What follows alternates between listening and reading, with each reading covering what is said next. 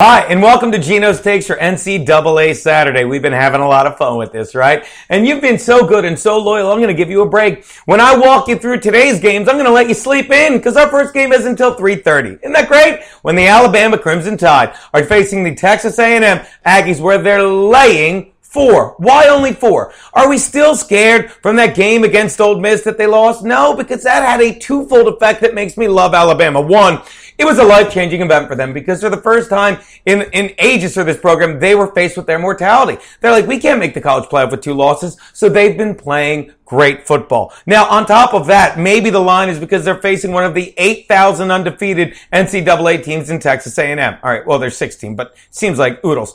And that's about to end this afternoon because I love the way Alabama's defense not only matches up with Texas A&M's offense, but how suspect Texas A&M's defense is, especially when you have Derrick Henry, who just is getting better and better, and Coker is playing better football quarterback.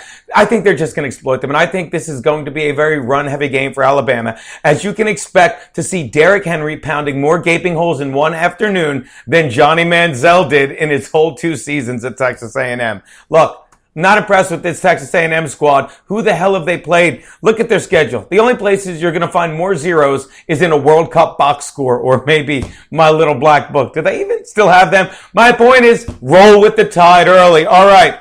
Next game, 7:30. How could you not get in on this rivalry? And we already learned our lessons with last week's rivalry game. USC traveling to South Bend where they're getting 7 from Notre Dame. Well, what can you say about USC this week? Steve Sarkisian, everyone's favorite social drinker, made an announcement on social media wishing his team luck, and that's fine. But they have so many distractions from the drinking scandal that I'm guessing they're going through what you can only call a media hangover.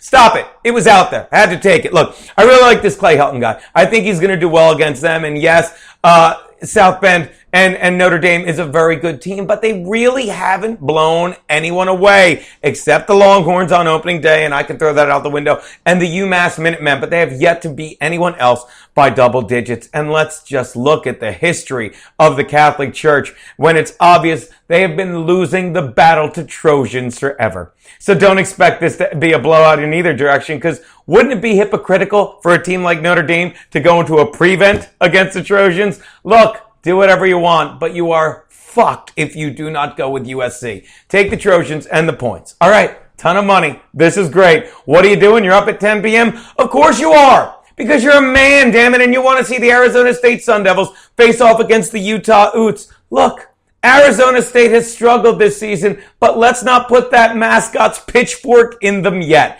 because aside from a terrible second quarter,